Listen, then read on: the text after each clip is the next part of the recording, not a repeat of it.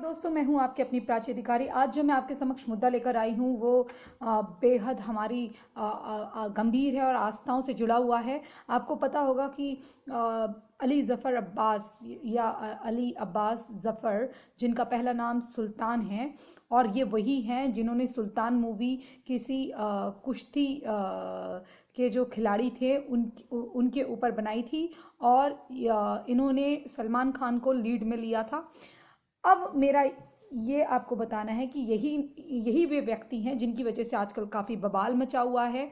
तांडव मूवी जो है शायद इन्होंने ही डायरेक्ट करी है, और इतने घटिया उसमें डायलॉग्स को अप्रूवल मिला है। और जो शिव हैं, महादेव, हमारे ब्रह्मा विष्णु महेश, उसमें से तीसरे हमारे जो सबसे बड़े देव माने जाते हैं, जो प्रलय ला सकते हैं जिनकी तीसरी आंख से, और उनके पुत्र गणपति की मैं बहुत बड़ी भक्त हूँ। तो मैं अपने परम पिता जो मेरा दोस्त, मेरा सब कुछ गणपति है, उसको मैं इतना मानती हूँ। तो उसके पिता का अपमान, यानी कि सृष्टि के पिता का अपमान होते हुए कैसे बर्दाश्त कर सकती हूँ।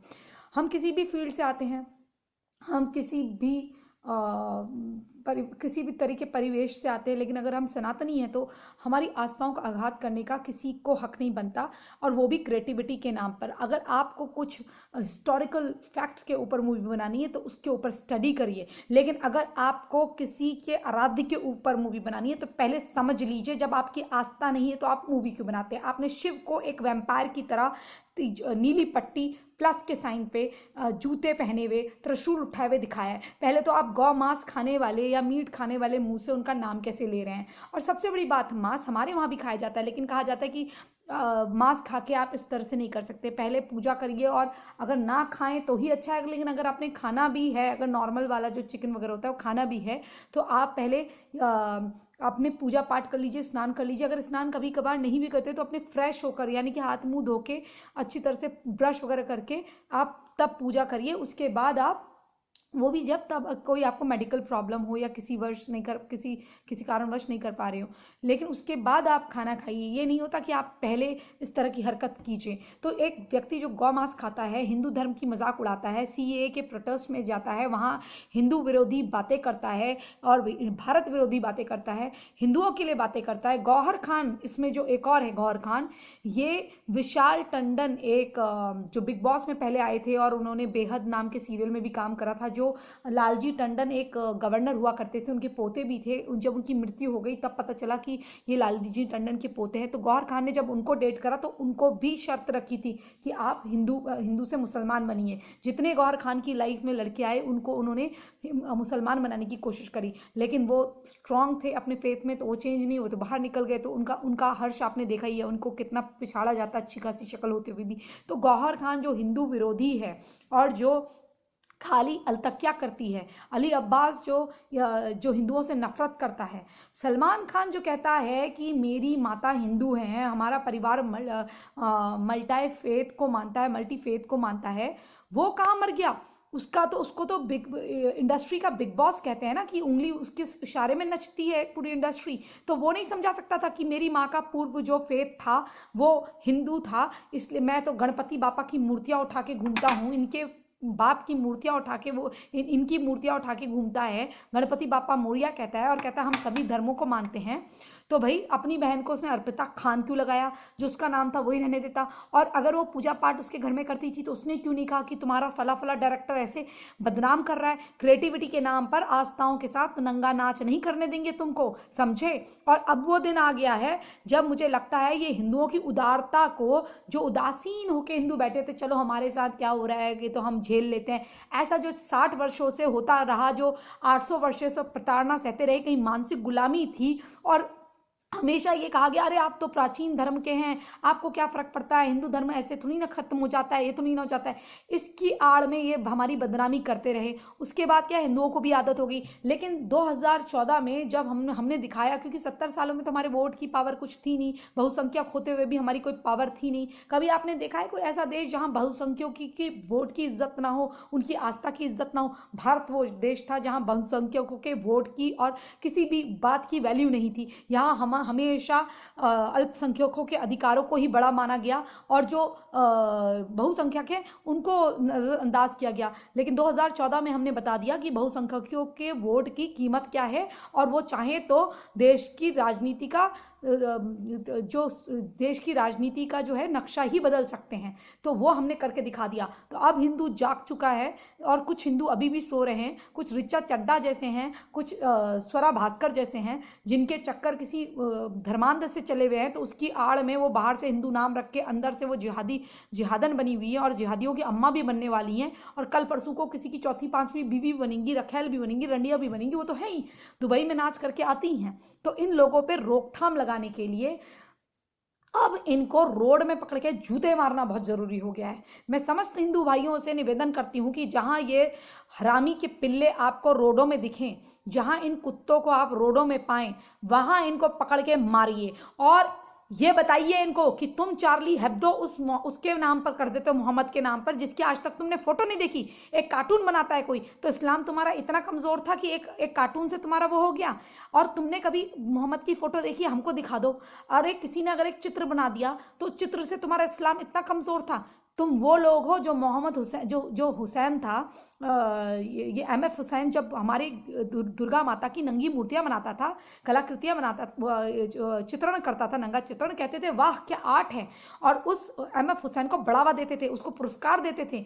ये गवर्नमेंट उसको पुरस्कार देती थी कांग्रेस की, और हम लोग यहाँ पर बैठ के रोते थे कि ऐसी मूर्तियां, ऐसी कलाकृति, ऐसी चित्रण कर रहा है। अगर वही चित्रण किसी और ने सिंपल सा कार्टून बना के करा तो वहां चार्ली हेब्दो कर दिया। यहाँ थोड़ी सी बात कमलेश तिवारी ने करी तो उसकी गर्दन काट दी। इस तरह के सबसे ज्यादा जो कहते हैं ना अल्लाह हमको सब्र दे, सबसे बेसब्रे लोग हैं, पूरी दुनिया में आतंक मचा के रख रखा है।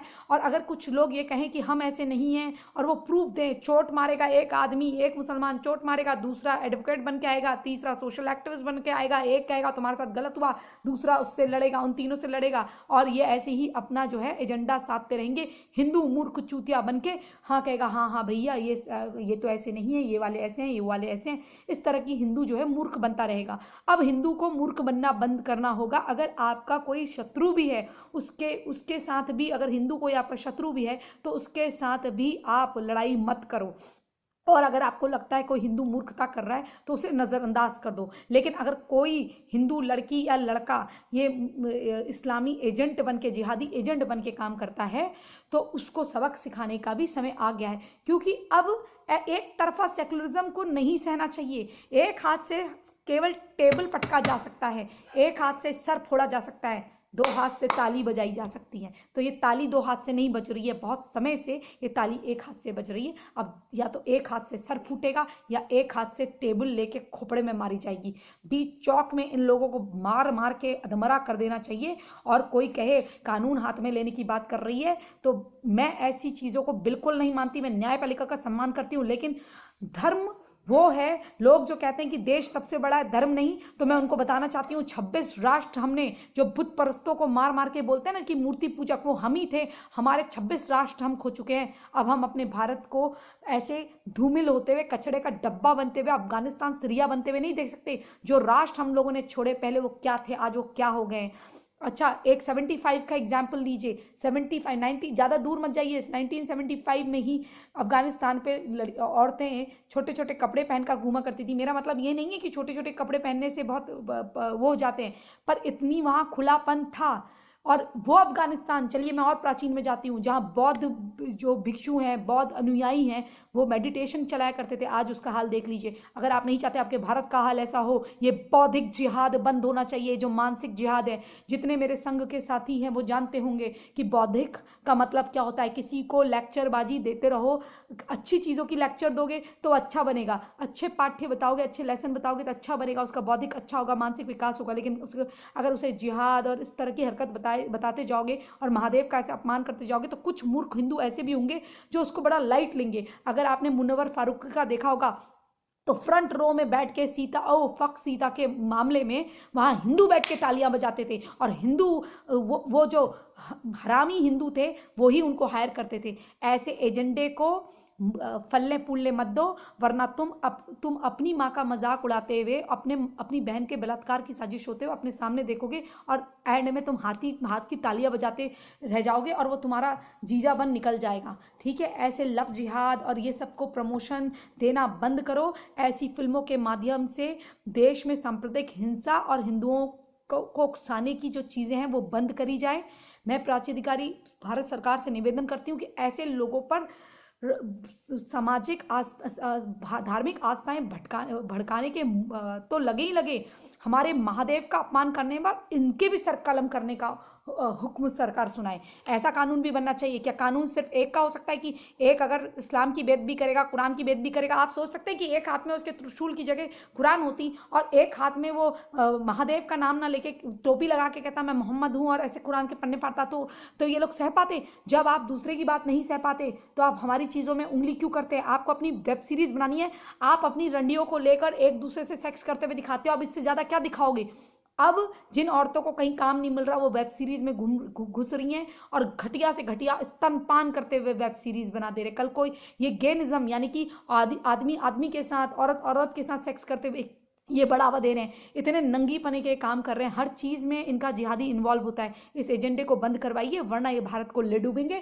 और इनके जो आका हैं, जब इनको पता है इस तरह की मूवी या तो बैन होगी या उसके सीन हटा दिए जाएंगे, तो ये क्यों करते हैं पता है?